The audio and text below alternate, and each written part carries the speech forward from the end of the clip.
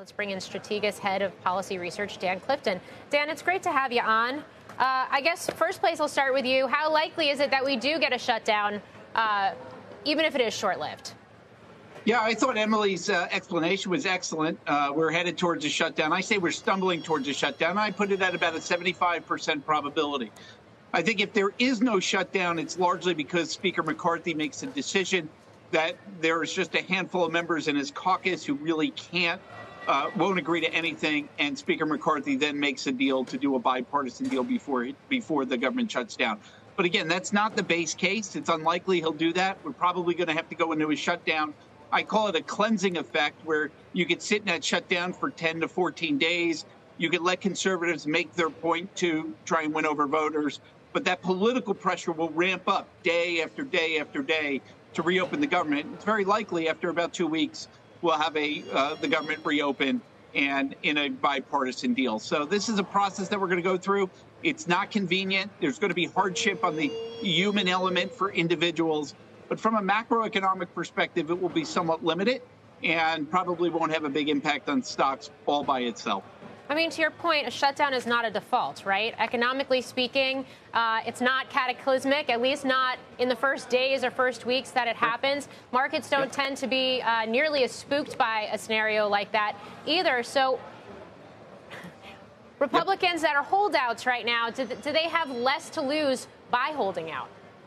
Well, yeah, there's just not much it's easier to shut down the government than have a debt ceiling breach. Speaker McCarthy made a decision to cut a bipartisan deal to get the procedural votes on the debt ceiling. And this one, he just doesn't have to.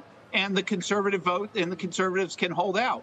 Each day that goes by while we're shut down, they're going to lose their leverage. And the way I would explain it is a shutdown could actually bring more government spending, higher levels of appropriations, more Ukraine aid, more disaster aid. So it actually works against the conservative interests for what they're trying to achieve on a policy objective if you go into a shutdown. But hey, once every 10 years, we have this shutdown just so people can kind of put out their complaints, and then we'll wind up figuring out a way to reopen the government in the next couple of weeks or so. Dan, what's magic about a couple of weeks in your view? Is that because that's historically how long they've lasted? Yeah, I mean, there's a rhythm to it. People talk about 2019 being 35 days, but it was only a 25% shutdown. It was about the equivalent of an 8-day shutdown. What happens is congressional staffers, Carl, don't get paid, right? So they start putting pressure on their bosses. Services start going down, and you start getting complaints from your constituents. And it's sort of a pointless exercise that you're going through. And I think you come to those sort of realizations. In 2013, we had this huge catalyst behind it, which was we had to raise the debt ceiling, and we were going to do everything at once. Today, you don't have that. So you can last on this for weeks.